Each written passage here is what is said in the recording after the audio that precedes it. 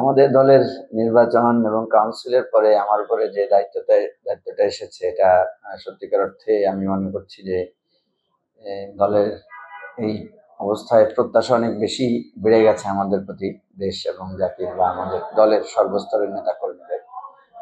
আমার দেশ এবং জাতির উদ্দেশ্যে আমি যেটা বলতে চাই সেটা হলো যে আমাদের দলটা আমরা নতুন করে শুরু করেছি। আমরা চেষ্টা করছি গঠনতন্ত্রে যেভাবে দলের কমিটমেন্টটা আছে সেভাবে দলটা পরিচালনা করার জন্য, এবং আমরা খুবই সন্তুষ্ট যে আমরা সেভাবেই আমাদের কাউন্সিল এবং আমাদের 3টি পদের নির্বাচন আমরা করতে পেরেছি। এখন আমাদের সামনে কাজ হচ্ছে আমাদের অন্যান্য পদে মনোনয়ন এবং জেলা পর্যায়ে কাউন্সিল করা, উপজেলা পর্যায়ে কাউন্সিল করা, এবং এর পরেই আমাদের জন্য সামনে চ্যালেঞ্জ আছে, সেটা হচ্ছে জাতীয় নির্বাচন। আমরা যেহেতু একটা রাষ্ট্র মেরামত এবং রাষ্ট্র সংস্কারের রূপরেখার মাধ্যমে বাংলাদেশকে একটা কল্যাণমূলক রাষ্ট্রে পরিণত করার অঙ্গীকার নিয়ে রাজনীতি করছি, আমাদের রাজনীতির যে ধারণাটা সেটা আমরা মানুষের কাছে তুলে ধরতে চাই।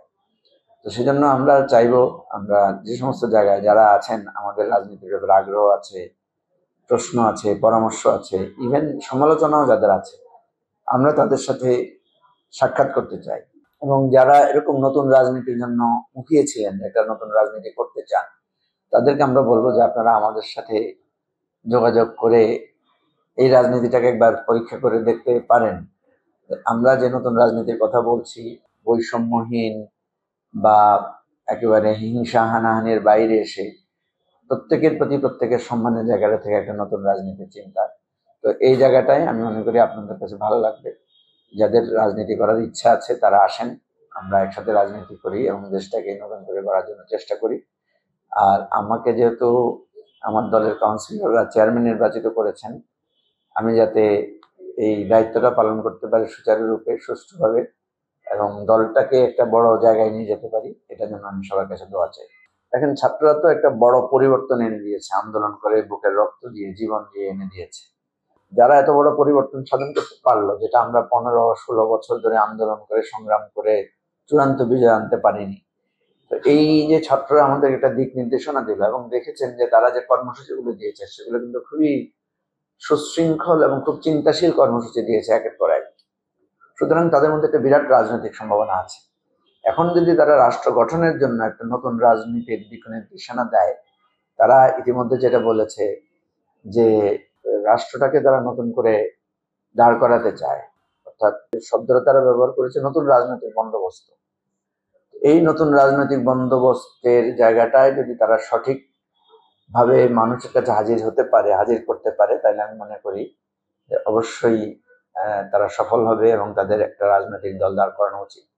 একটা রাজনৈতিক দল দাঁড় করানো খুবই কঠিন, কারণ রাজনীতির জায়গাটা ক্রিটিক্যাল কিছু জায়গা আছে, সেটাও তাদের অভিজ্ঞতাকে আরো সমৃদ্ধ করবে। আমি তাদেরকে সাধুবাদ জানাই এবং মনে করি যে তারা একটা সুচিন্তিত চিন্তা থেকে একটা ভালো রাজনৈতিক দল গঠন করতে পারবে। বিএনপি তো সংস্কার চাচ্ছে, বিএনপি নিজেই তো 31 দফা সংস্কারের প্রস্তাব দিয়েছে। বিএনপির কথাগুলোকে আসলে বিভিন্ন নেতারা বিভিন্নভাবে কথা বলছেন, তো এই জন্য একটা কনফিউশন তৈরি হচ্ছে। আমি তো গতকালকে পরশুদিন আমাদের যে কাউন্সিল, সেখানে মির্জা ফখরুল সাহেব খুব স্পষ্ট করে বলেছেন, উনি বলেছেন যে আমরা মানে সংস্কার চাই না, বিষয়টা ঠিক না।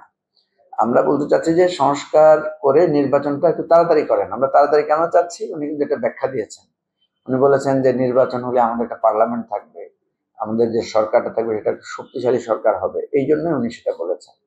আমি মনে করি ওনার কথার মধ্যে যুক্তি আছে। আবার এটাও সত্য যে তরুণ সমাজের মধ্যে যে আকাঙ্ক্ষাটা, তারা রাষ্ট্রটাকে সেই গতানুগতিক পথে যেতে চায় না, শুধু একটা নির্বাচন নিয়েই তারা সন্তুষ্ট থাকতে চায় না। তারা চায় যে একটা সংস্কার হোক, একটা ঐকমত্য তৈরি হোক, একটা সবাই মিলে একটা প্রোক্লেমেশন, ডিক্লারেশন হোক, সেটার মধ্য দিয়ে সরকার পরিচালনা হবে ভবিষ্যতে। আমি এখানে কোনো বিতর্ক দেখি না। বুঝার হয়তো একটা আকাঙ্ক্ষার শব্দের জায়গা থেকে একটু হেরফের হতে পারে। তো আমি মনে করি যে সরকার যে 6টা সংস্কার কমিশন করেছে, সেই 6টা সংস্কার কমিশনের রিপোর্ট এসে গেলে ওনারা একটা মৌলিক সংস্কারের জায়গায় হাত দিবেন এবং সেটার পরেই নির্বাচনটা হয়ে যেতে পারে। হঠাৎ করে সরকার যে ভ্যাটের আওতা বাড়ালো, 100টা পণ্যের উপরে নতুন করে শুল্ক আরোপ করে, ভ্যাট আরোপ করে প্রায় 30,000 কোটি টাকার মতো একটা রাজস্ব বৃদ্ধির জন্য যে পরিকল্পনা নিয়েছে, এটা আমি মনে করি সুচিন্তিত হয় নাই এবং এটা গণবিরোধী একটা সিদ্ধান্ত হয়েছে।